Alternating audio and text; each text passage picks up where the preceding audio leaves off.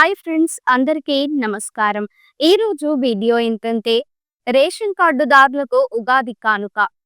ఎవరైనా కొత్తగా మన ఛానల్‌కి వచ్చినట్లయితే వెంటనే మన ఛానల్‌ని సబ్స్క్రైబ్ చేయండి. ఇంకా టాపిక్ విషయానికి వస్తే తెలంగాణలో వృద్ధుల ఆరోగ్య సంరక్షణను మరింత బలోపేతం చేయడానికి సర్కార్ ఒక ప్రత్యేక పథకం ప్రారంభిస్తోంది.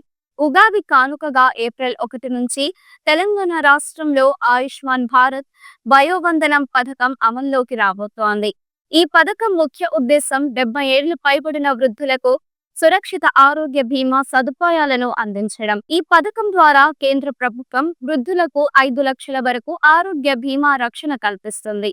తద్వారా అత్యవసర వైద్య అవసరాలు మరియు అనారోగ్య సంబంధిత ఖర్చులను తట్టుకునేందుకు పెద్ద ఆర్థిక భారం నుండి వృద్ధులు రక్షితులవుతారు. ఈ విధంగా వారు మరింత శాంతిలో తమ దైనందిన జీవితం సాగించగలుగుతారు. రాష్ట్రంలో 1017 ప్రభుత్వ మరియు 416 ప్రైవేట్ హాస్పిటళ్లలో ఈ స్కీమ్ అమలవుతోంది. ఆయుష్మాన్ భారత్ వయోవందనం ద్వారా పలు బెనిఫిషియరీలు మెరుగైన వైద్య సేవలను పొందే అవకాశం కలిగి ఉంటారు.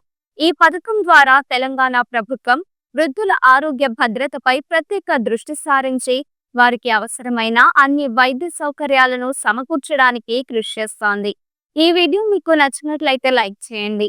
మీరు ఎటువంటి అప్డేట్స్ గురించి తెలుసుకోవాలనుకుంటున్నారో వెంటనే కామెంట్ బాక్స్లో కామెంట్ చేయండి.